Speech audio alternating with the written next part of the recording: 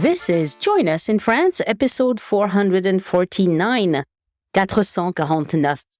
Bonjour, I'm Annie Sargent, and Join Us in France is the podcast where we talk about France, everyday life in France, great places to visit in France, French culture, history, gastronomy, and news related to travel to France. I apologize for the sound. It's quite different, I'm sure. It's because I went on vacation and forgot to bring a microphone. What sort of podcaster am I that I don't have a microphone in every pocket? Anyway, I have another recorder, so I'm using that in a pitch. Today, I bring you a conversation with Elise Riven of Toulouse Guided Walks about the Aude department. Perhaps it'll just be a virtual visit for you, but our intention, as always, is to introduce you to a part of France so you're prepared to go on your own adventures. We share insider tips and personal stories because we both know the area very well. This podcast is supported by donors and listeners who buy my tours and services, including my itinerary consult service and my GPS self-guided tours of Paris on the Voice Map app. And you can browse all of that at my boutique, joinusinfrance.com/boutique. And if you just want to read details about the tours and read reviews, go to joinusinfrance.com/Annie Tours. For the magazine part of the podcast, after the interview today, I'll discuss the latest unpleasantness with riots going on in a few places in France. This has been going on for 6 nights as I record this. It's possible it'll be over by the time you listen. Perhaps not. In 2005, it went on for, 10 days or something? But I want to mention it because so many people have asked me if I'm safe and if it's safe to travel to France these days, and the answer to that is yes.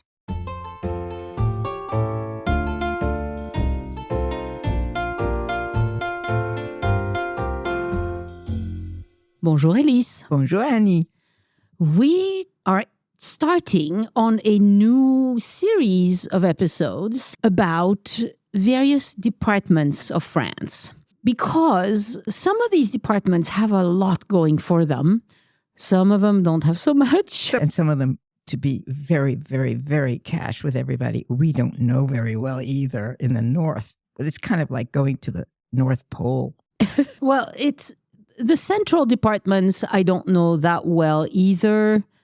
The north, the center, not so much. Yeah, there are places that they could be pretty and interesting. Some of them, I think I know, some of them that you know better, but they're not as frequented as some of the other places. Let's put it that way. That's a great way to put it. So we're going to pick the ones that we know best first.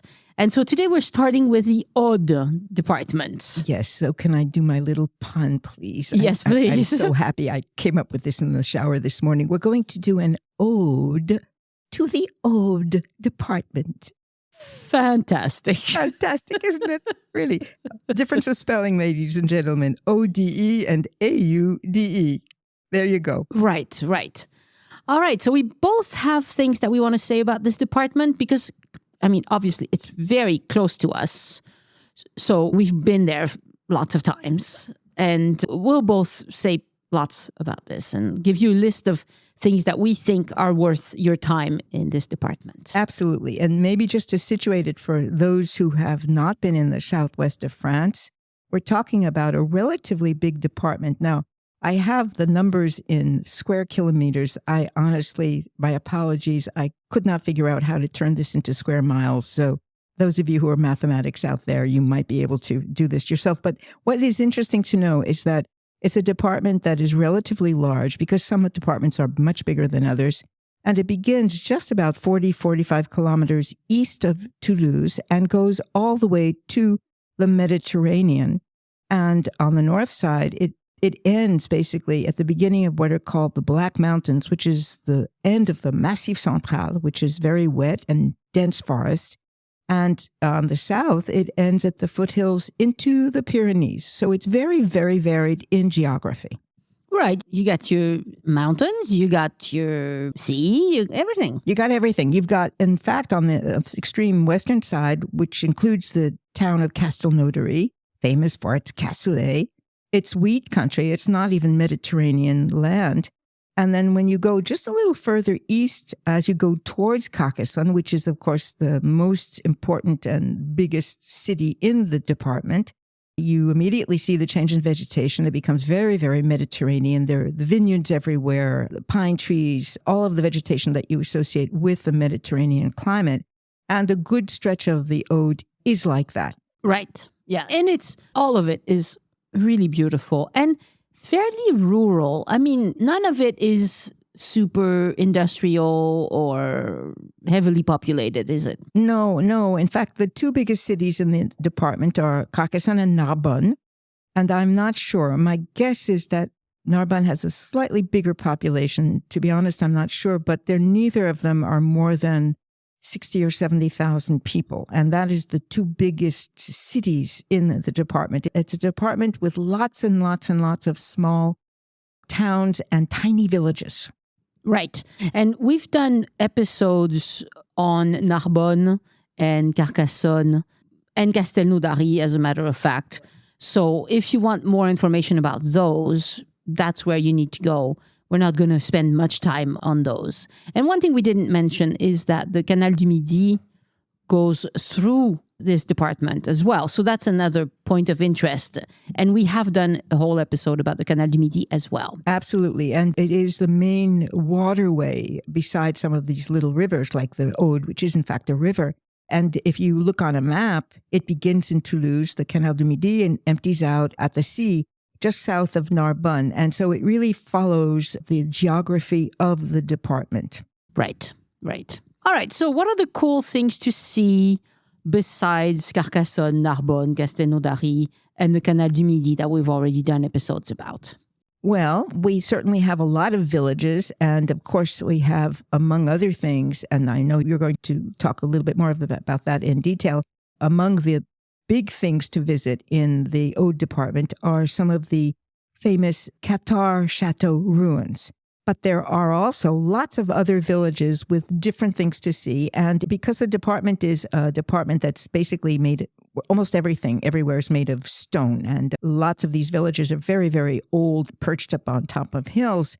I would say it's very atmospheric. How's that for a good word? There are a few towns that are down below, more or less at sea level. But it's a region that gives you a sense of the ancient quality of the area. So what should we do? Should we start with a couple of the ones that I visited that I particularly like, and then you can do your own? Yes, of course. Let's go ahead with that. Yeah. So one of the places that's actually fairly well known now is called Montaulieu.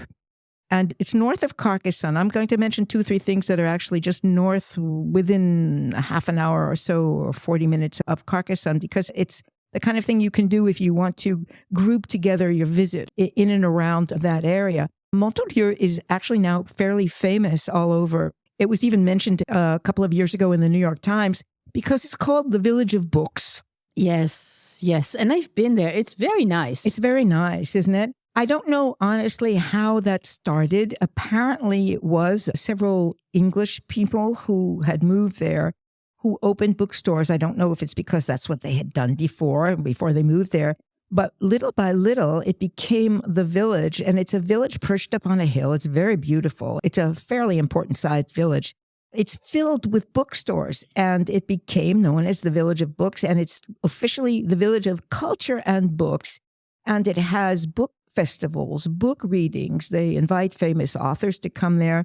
So it's, besides being a beautiful old stone village with these little narrow streets that go up and down, it's really a wonderful place to visit. It has bookstores that have old books and bookstores that have new books. And it's a place for looking for the next find on your book list. Yeah, and I was there one day when they had a book fair, I guess, and it was really fun. Lots of people were there, very good atmosphere.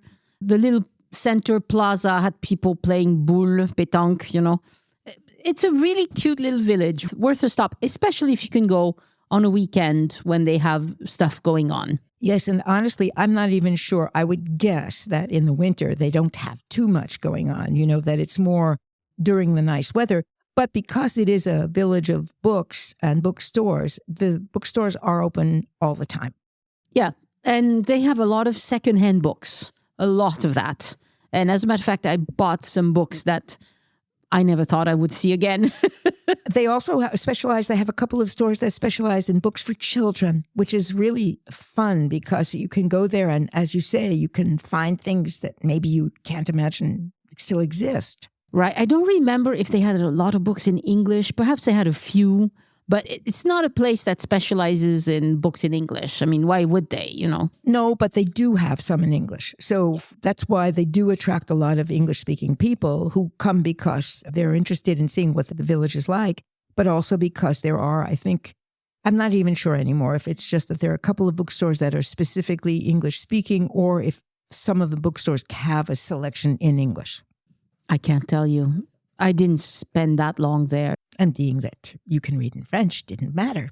Correct, yes. And this is a place where you'll probably spend, if you have lunch there, maybe 3 hours max. If there's something interesting going on that day, most of the time you go through the village in an hour.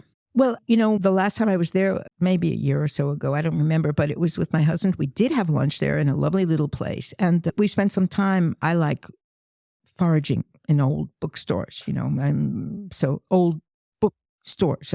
Not. That sounds like you're eating books. Yes, I know it does. It sounds like I'm a little book rat. Well, I probably am. But I would say if you're really interested in looking for old books, or if you're interested in seeing the atmosphere, or if it's a time when there's a special festival or book reading, you will have a good half day there. Otherwise, it's a nice place to visit, see what the bookstores are like.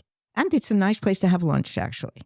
Yes, and I'm pretty sure they have a good electric car charger there that I used. It's good. It's always good to have. I have nothing to say about that at this point. You'll have to eventually. I will eventually. Not yet. Another town or village, and really very tiny. Montolieu is not tiny, but another place that is actually very, very tiny, but not far away. This is all just north of Carcassonne, is a place called Lastours.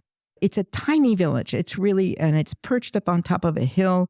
There's a little modern part, which is not particularly interesting whatsoever. But one of the things that's interesting about this is that it's a lesser known area for Cathar runes.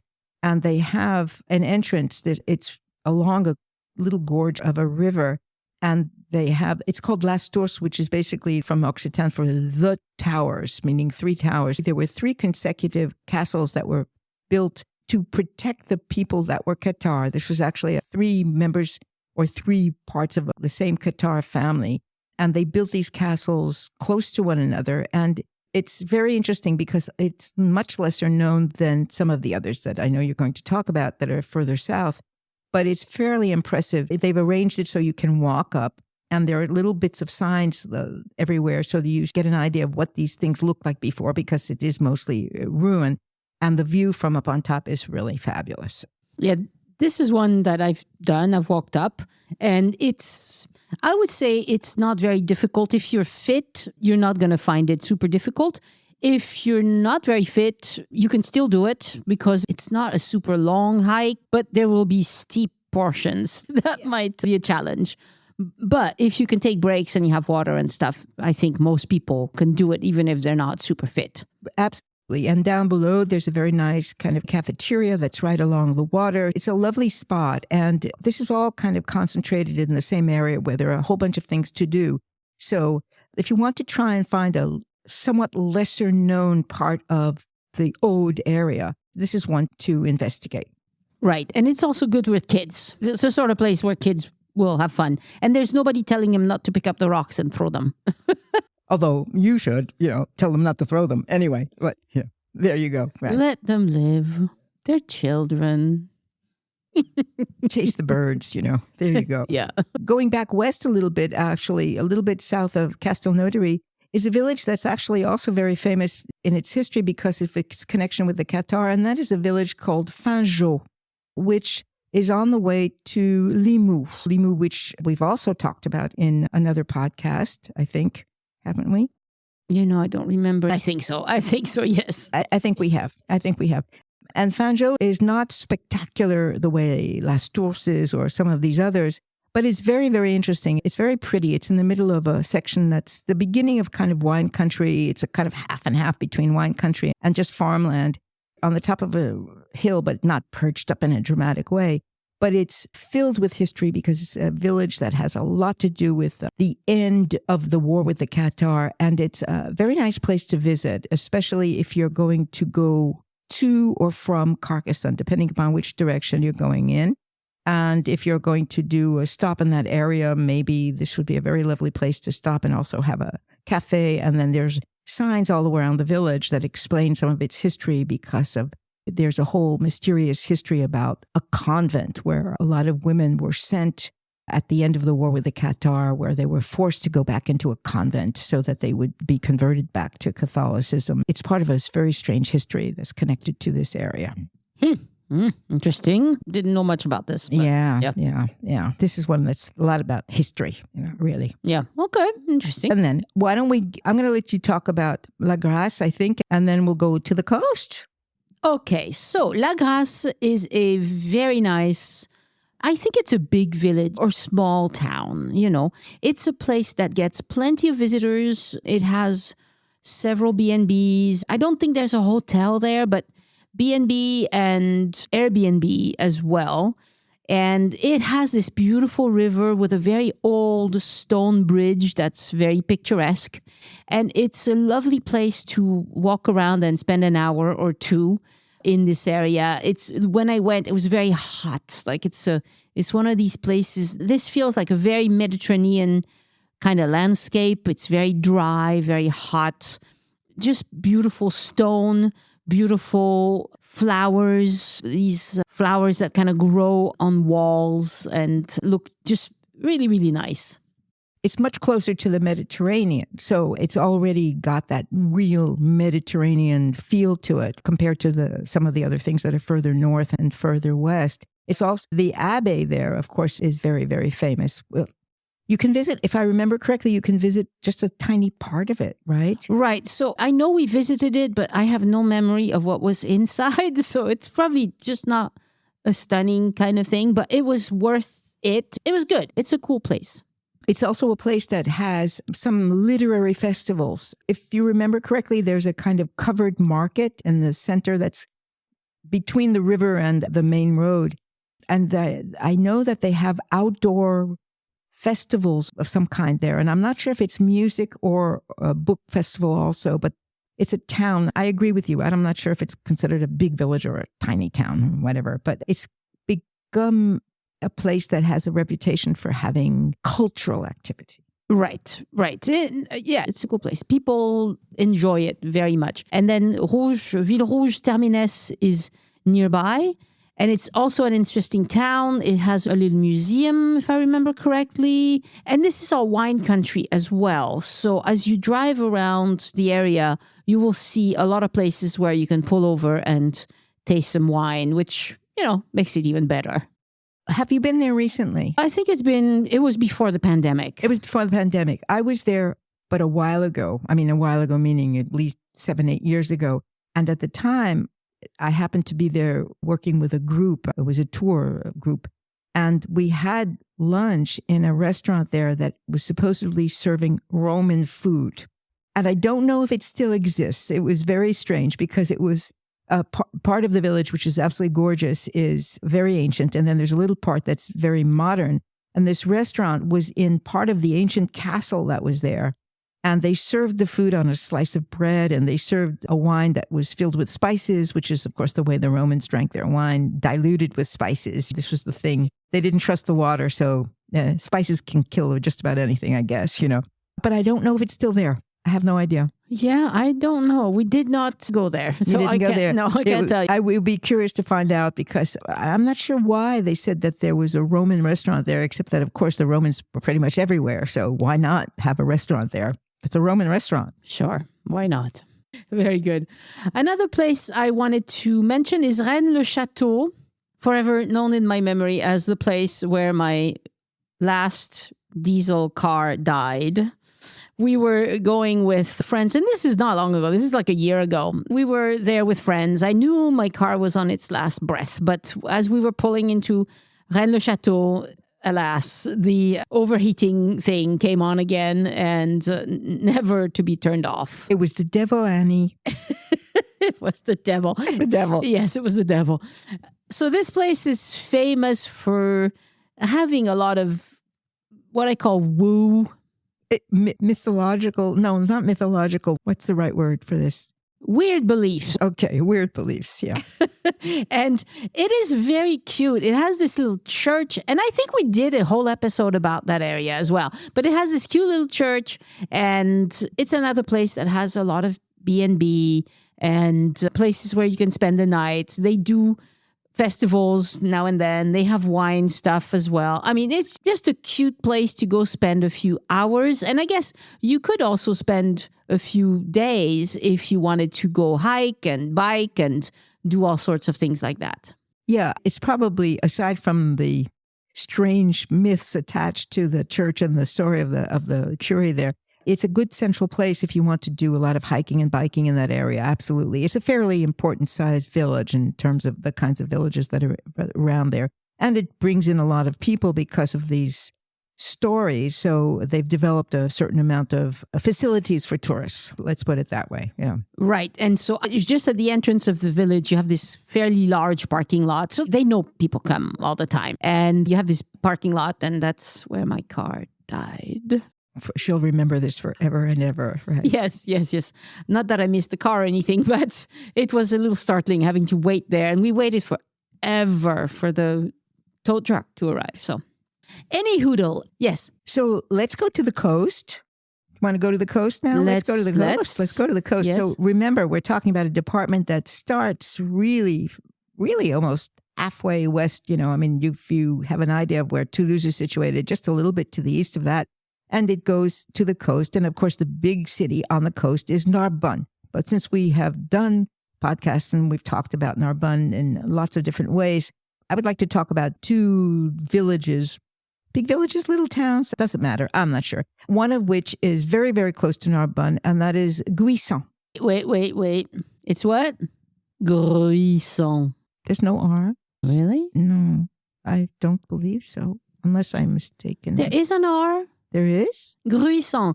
There's an R? Gruissan. Oh, I wrote it without an R. That's why you didn't think there was an R. Okay, That's you are fine. all is forgiven. It is. Yes, I did not remember there was an R. Gruissan.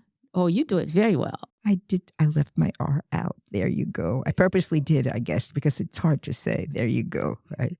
It happens that it's relatively famous. It's a very interesting little village. It's a village that's right on the coast. It's on the top of a hill, and it's in the round. There are not too many villages like that. Maybe there were in the olden days, in the medieval times. I don't even know.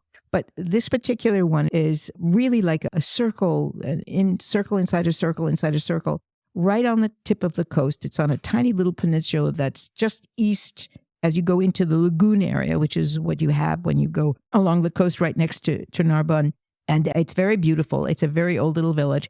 But the area is also very famous because it has a very big beach. And this particular beach has very strange houses that are built on stilts. I've been there, and I know I was just looking again online yesterday. And apparently, unlike when I was there, which was a few years ago, apparently now there are a fair number of these houses that are rentable for a certain amount of time in the summer. Because when I was there, we walked through the beach area and visited these houses. And there weren't any signs up saying that any of them were for rent. But it's unique. I think that they're on stilts because of the water. It reminds me of a section there's a stretch of sandbar in North Carolina that's called the Outer Banks that also has houses built on stilts exactly because of the storms and the hurricanes and things like that. And my guess is, since these were built, I'm not even sure if they were built in the 50s or 60s or when, but my guess is that they were built on stilts. I know they're summer homes, but that they're that way because of the storms and the water that can come up. But it's very kind of cute area to visit. And the village is really very charming. It's kind of odd. It's a little bit different from some of the others. And then going down the coast a little bit south of Narbonne and this area, along the coast, you have a town called Lagrasse, which I know of because of my stepson, who is a big athlete and who does windsurfing and surfing and kite surfing and God knows what else you can do with surf and air and boards of all whatever sorts. of those things. Yep. And this is where you go. Interesting. For some reason, I'm sure it has to do with the configuration of the land, but this particular spot is known for its wind. And so for people who are really athletic and want to do these kinds of sports, this is where you go. It's a stretch on the Mediterranean, just below Port-la-Nouvelle, which is a bigger town, which is more commercial. But if you're interested in that kind of activity, this is where you need to spend a day or two. Excellent. And I also want to talk about the town of Bages, which you don't really go for the town. Bages is on the coast, but it doesn't open onto the Mediterranean. It opens onto the big marsh. What's it called? The lagoon. Lagoon. That's the word, lagoon. And if you go to Bages, there's a beautiful little path that you can walk all along the lagoon. And there are pink flamingo. Yes. Yes. So it's a really fun little place to explore. And again, you don't spend that much time there, perhaps an hour or two if you go on a hike. There are some restaurants. You don't really go for the village. You go for the pink flamingo and looking around the lagoon. I think I'm not even sure, but I think technically there are 2 lagoons, but they're famous for their pink flamingos. And I'm not sure if, okay, my nature knowledge is not that great. I'm not sure if flamingos migrate. Do they go away and come back, or are they there all year round? Have they just decided to make it their first home, or is it their second vacation home? I don't remember. I don't think they migrate, but I could be wrong because I went in February and I saw pink flamingo. Okay, so I guess they've given up. They decided to retire to the lagoon, and there's no point in going anywhere else because it's nice there. I mean, perfectly understandable, just like human beings do, It's a nice place. Why not? And I'd like to mention the 3 natural sites. We always talk a lot about villages, and certainly this is an area where there's hiking and biking everywhere. And I know you want to talk about a specific trail for that. But there are, north of Carcassonne again, are a couple of, one is called a gouffre and one is called a grotto. Basically, I would say, to make it clear to anybody out there, these are 2 enormous caves, okay? The gouffre géant de Cabrespine. I've been to both of them. I've been inside both of them. Even for people who are a little bit claustrophobic, these are 2 enormous, enormous, enormous spaces that you really don't feel claustrophobic in because they're so huge on the inside. And it's because the area around Carcassonne, and certainly just north of it, is all limestone and limestone cliffs that are relatively soft. So over the ages, obviously, things have been cut out or dug out by nature.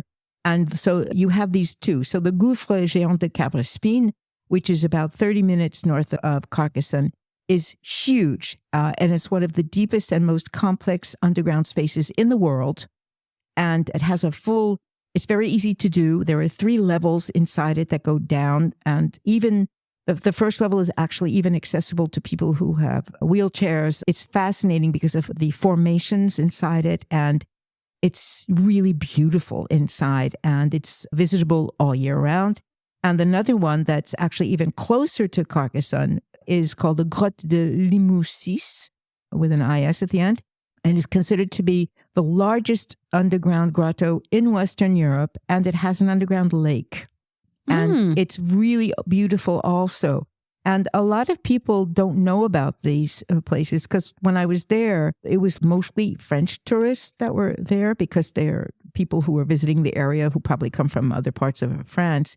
But they're really fabulous. And if you want to do something that's just a little bit different and are not worried or afraid of being inside an underground space, neither of them are tiny, so you really don't have to worry about it. They're really fabulous to visit. They really are. Yeah, it's funny because I haven't seen either one, and I should just get in my car and go. Yeah, they're really beautiful and they're mysterious, and because they're not, I'm not big on tiny, small underground spaces, but these are fine. These are really beautiful spaces to visit. Very good. More things to add to my list. Oh, well, even in the Aude, there's stuff I can add to my list. Incredible. Absolutely. And then the last one I just want to mention as a kind of nature thing, and this is in what is called the Massif de la Clappe, which is another kind of peninsula out east of Narbonne. When you get to Narbonne and you want to go to the beach, there are directions to get to the Massif de la Clappe, which is a kind of small little area. But it has a sinkhole that is visitable and you can actually swim in it and is called officially the Blue Hole. And these are some kind of geological weird thing where they're very, very, very deep. I guess it's caused by the underground of the limestone areas just kind of giving way. I don't even know exactly. There's a devil pulling you down. There's a devil pulling you down, but there's walkways all around this area that are very beautiful. It's very, very Mediterranean, and you can hike there and you can see it from up above.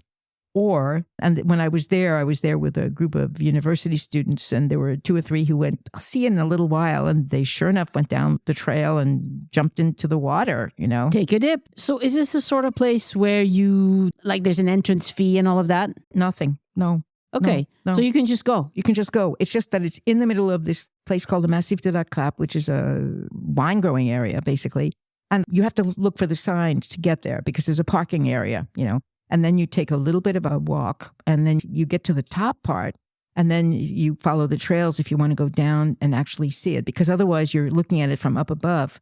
And the reason it's called a blue hole is because the blue is very, very, very beautiful, dark blue. Wow. Another one I have not been to. Thank you, Elise. More things from my list. All right. I want to tell you about the Sentier Cathar. So this is a c'est un GR. Un GR meaning a grande route, I think. In French, it's grande randonnée. Oh, yes. Which means basically a national trail. Yes, exactly. So this is GR 367, so 367. It goes between Foix and the lagoon. It might go all the way to the Med, but perhaps it stops in the lagoon. It's 250 kilometers, so that's 155 miles. So it would take maybe 12 days to do. And it's all, well-marked paths for people, hikers and whatever. And it takes you through several of the Chateau Cathar. Those are not in the Aude. Now we're in another department. Anyway, it takes you through a lot of fun places. So for hikers, this is a very good one. And of course, there's also a bunch of voies vertes in the Aude, just like in every department in France. So these are those greenways. They are for pedestrians, cycles, anything that doesn't have a motor. Okay? So if you could have an electric bike, but you can't have vroom vroom. What's the difference between the voies vertes and the grand randonnée? I'm not sure. Some of the voies vertes are part of a bigger network of roads, but voies vertes can be between 2 villages, and some of them link together, but some don't. And it's probably easier to walk than the grand randonnée, which basically you need to be able to do some climbing and things like that. So grande randonnée is really for people who are doing this over several days. It's a long hike.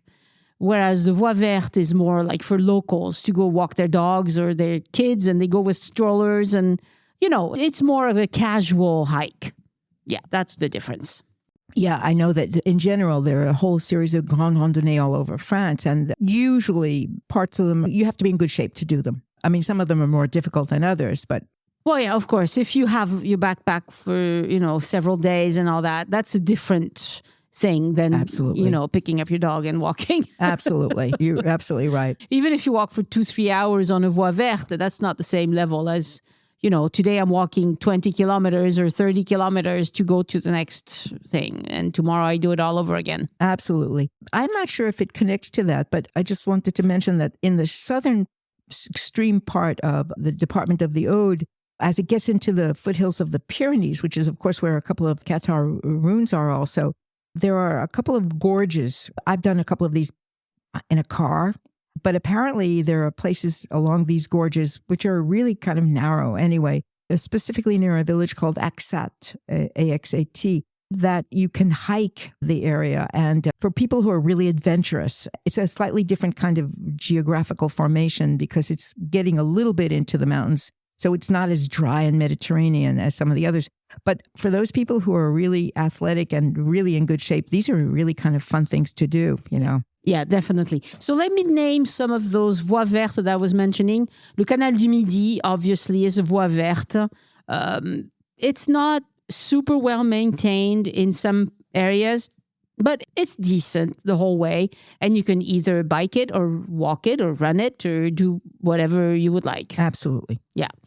Another one is the Passapais Voie Verte, and this is between the towns of Mazamet and Bédarieux.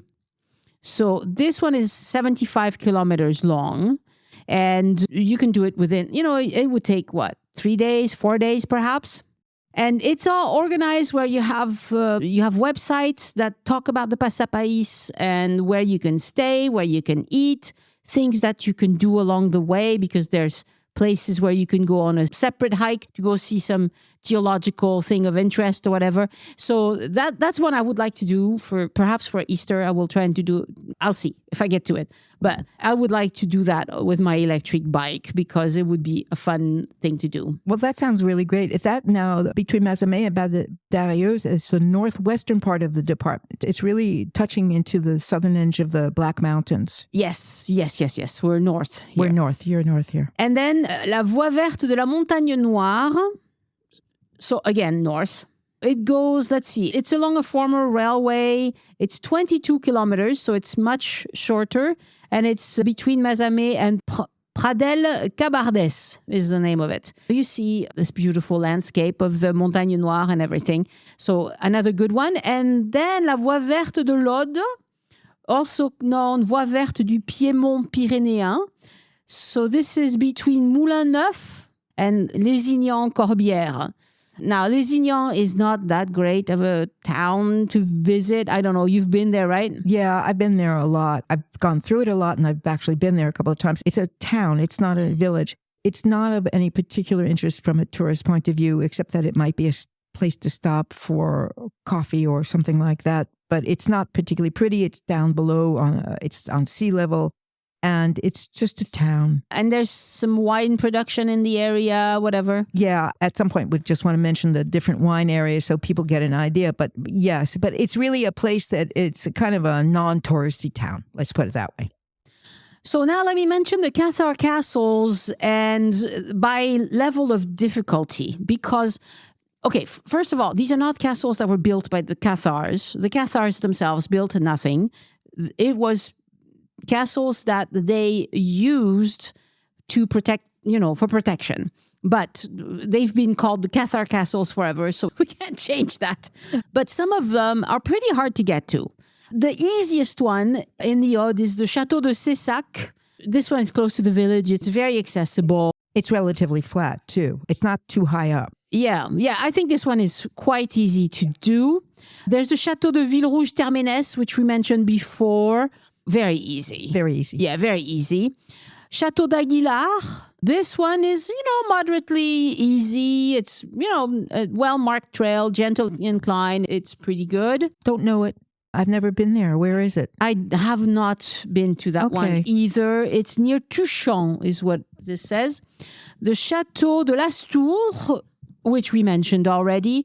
This one is moderate, I would say. Château de Termes, it's moderate to challenging, that one. And there are different routes that you can take, so it depends on which route you take. Château de Puy-Laurens is getting moderately challenging to do. There's some very steep parts. It's uneven, but these are well-marked trails, all of them. But some of them are steeper, and obviously they're not wheelchair accessible, for example. None of them are. Not only are they not wheelchair accessible, but unless they've changed a lot in the last few years, what is called a trail in France is not what a lot of people expect. In other words, there's a basic access and indication of where to go, but it's not little steps. It's lots of rock and stone, and it's not necessarily even, it's like sometimes little rocks, sometimes big rocks. So you'd have to be pretty sure-footed. I have two more to talk about. Quéribus is one. This one is also some steep, uneven terrain, but it's well-marked and, bring water, take your time, you'll be fine. And the Château de Perched, this one is the most challenging of all. And of course, I went to it and I was very pleased to see that there was an electric charger at the bottom of the castle, which, kudos for, and this is not a fast charger, but it's one where if you show up with an electric car, you can plug in. By the time you're done with your hike, 3 hours later, your car is good to go. It's excellent, but it looked awfully steep. And I got there 20 minutes before they were going to close. And I was like, well, yeah, I miscalculated this one. It takes longer and it's pretty steep and challenging. Okay. But it doesn't take technical know-how. Like, anybody can do it. It's just you need to have good lungs and good legs. The last two, though, the last two you just mentioned, besides the fact that they are the most challenging to walk up to the top of, they have spectacular views. Oh, yeah, that's why people go. I think if people have not seen any of these, we're talking about basically ruins, a lot of rubble, a little bit of wall, a little bit of tower, but it's this location that makes them impressive. It's the fact that when you get up to the top there and you imagine that this is where people actually lived for a while and the view that some of them have, it's really spectacular. And the proof that a lot of people go is the fact that they have an electric charger in the parking lot. They're very popular. Yes, they're very popular. And also the region is trying to develop chargers everywhere. People are going to stay for a while. The last thing we want to mention is the wine of the area, because there's plenty of wine. Now, we're going to mention a few things, but clearly, this is an area where there's a lot of wine producers. If you see that there's a sign that says, wine tasting this way, and there are some cars in the parking lot, probably you can go in and they will have you taste whatever they make, and you can buy a few bottles if you wish. And these are not the sort of places where you have to arrange for a wine tasting. You can just show up, and there's, it's limited hours. That's why I say you have to make sure there's some cars in the parking lot, because if you show up on a Sunday afternoon, probably they're not working.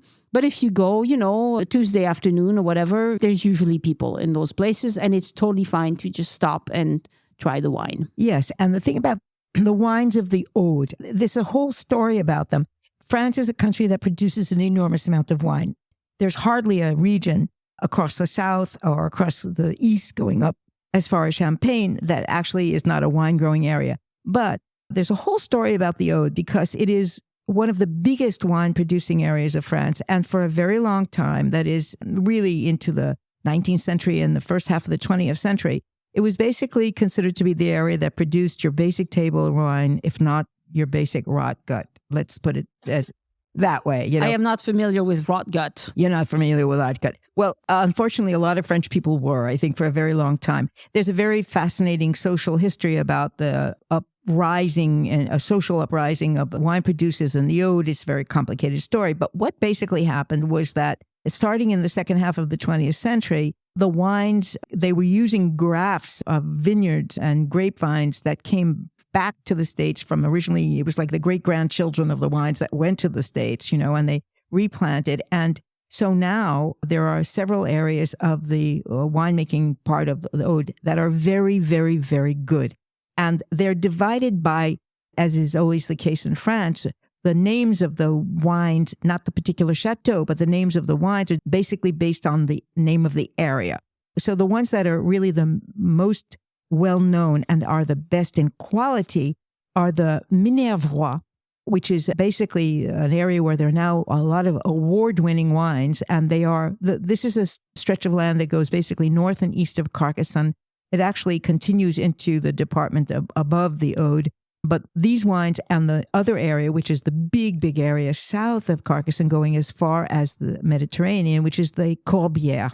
And both of these areas have wines. I love the term. These are considered to be wines that are filled with sun. And for some reason, I love that expression. These are basically full-bodied reds, mostly reds. There's some rosé and some white. They are very different from the Bordeaux's. They are different from the Burgundy wines, and they happen to be wines that I love them. Everybody has different taste. They do nice Syrahs as well there, which we don't get that much of it in France, but they do it there. So, yeah. Yeah, and Shiraz is one of or Syrah for some of those people out there listening, is one of the varieties of grapes that they use in these wines here. There's also a small area of wine producing that Massif de la Clappe, which is where I was talking about that blue hole. It's got a special little AOC that's just that area. I'm not sure why. I'm not sure if there's a different variety of grape, to be honest, but it's the part that's just east, right out into the water from Narbonne. And if you go to that area to go to the coast or to go visit this famous blue hole, there are different wine tasting places right there that you can visit. And then, of course, there's the famous Limoux area, which produces what is supposed to be the most ancient and original of the bubbly white wines in France, the Blanquette de Limoux. But altogether, the Aude is a huge wine producer, and many, many, many of the Corbières are now either organic or what they call raisonné, which means they try to use less chemicals than they did before. I'm not sure exactly what the exact definition is. Yeah, they try to use as little as they can get away with. Instead of applying your, whatever you call that in English. I don't think there is a name for it in English. It's a zinc oxides. So instead of applying that every week, no matter what, well, you do it only when it's necessary. And there's one last little area called the Cabardes, which is a smaller area just north of Carcassonne. Honestly, I'm not sure how much of a difference there is between that and for instance, the Minervois. I know, and I've tasted many Minervois and Corbières, and I absolutely love them. But each of these areas has some specialties. And as you mentioned, it is a fact that there's lots of small producers, and it's not big fancy chateaus or things like that, like you find in the Bordeaux area. And very often you will see a sign if you're on a small country road, and you can go and stop, and you never know. Sometimes it doesn't look like there's anybody there, but you can always try and see. Well, for example, Le Camplon is a tiny village that doesn't look like anything. They have a wine producer that makes a wine called Le Haut de Camplon. It is amazing. It's fantastic wine. So you just have to try them and see if they're to your liking. Now, this episode, we're almost out of time, but I want to mention that this is not a comprehensive list. For example, we did not mention the Abbaye de Fontfroide in this thing, which is a major attraction in the department, in the Aude, and it's not very far from Bages. So if you go explore the lagoon, you will want to go to the Abbaye de Fontfroide, where they also have a very nice wine tasting room, and it's surrounded by other wine tasting places. So, it's all over the place. I'm sure. Oh, we didn't mention le Carnaval de Limoux, which my husband and I went to recently. It's a silly little carnival, but every Saturday and Sunday for like 6 weeks in February through March. I think this weekend is the last weekend that they're doing it. So they have this group of people they have about 600 association members that commit to dressing up, and they just sign up for a specific time. And they have 2 marching bands that are in the village and that will just walk around and play whatever, and they take turns. And sometimes on Sunday nights, they often have a guest that will come to the Carnaval de Limoux to do a thing. So the instruments and the dancers come out at 11, I think, and then 4, and then again in the evening. If you're in the city center, you're going to hear them because it's a small place. It's not that spectacular a place, but it's fun, Fun. It's a fun, lively thing to do. And especially in February and March when there's nothing much happening, it's nice to have that. And another place we almost forgot, but it's very close to Limoges. So if you're going to go there, is Alette-les-Bains, which is a tiny little village, but has the ruin of a magnificent Benedictine abbey. And ages and ages and ages ago, basically in the Middle Ages, it was a very, very important abbey, a very important monastery. And now you can kind of walk around. It's kind of fun because it's mysterious, and they've got the vines, creeping up the walls and stuff like that. And there are some signs that explain some of the history of it. So this is an area filled with things, and some of the things to do are just things you might fall upon driving around. Yes, and this is the sort of place. Okay, so you could imagine you're flying in Barcelona and you want to make your way north and to Bordeaux, say. Well, you could drive through the freeway, or you could just get off and drive through these little villages, but you'd have to stop. It would take longer, and it would be the kind of trip where you have to have a car, first of all, and then you have to stop along the way and change hotels every night, which is not something everybody wants to do. And the way French people enjoy this area is they just go and they rent a place for a week and they just drive around for a week. But most Americans cannot be talked into spending a whole week in these sorts of places. Although they do say, I want to take it easy, But if you want to take it easy, the Aude is perfect. You can just find a B&B somewhere and go spend the week and have bike trips and road trips and things like that. And you can go and just think, you can do beach, you can do mountain, you can do vineyards, you can do old village, you can do underground, up above, you can do everything.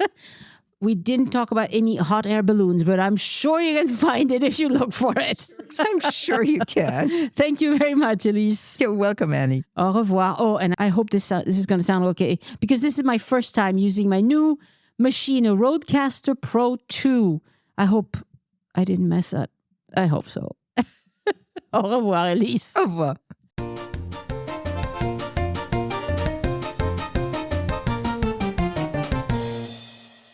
Again, I want to thank my patrons for supporting the show and giving back. Patrons get several exclusive rewards for doing that. You can see them at patreon.com/join us. Thank you all for supporting the show. Some of you have been doing it for a long time. You are wonderful. And a shout out this week to new patrons: Ellen Cole, Michelle Zavos, Scott Weston, Helena Sweeney, Jeff Wilson, and Susan Jensen. Thank you so much for becoming patrons and making this podcast possible. Patrons, I would like to encourage you to install the Patreon app on your phone. It'll help you enjoy your rewards while on the go, including audio and video rewards.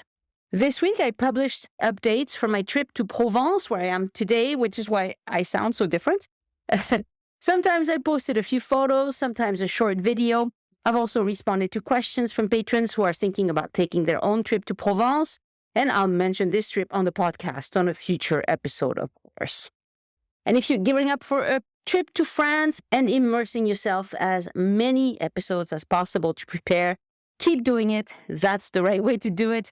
This podcast is a good resource to help you get ready for your own trip to France. You can also take advantage of my expertise as your personal itinerary consultant. To get started, simply follow these steps. Number 1, purchase the service at joinusinfrance.com/boutique.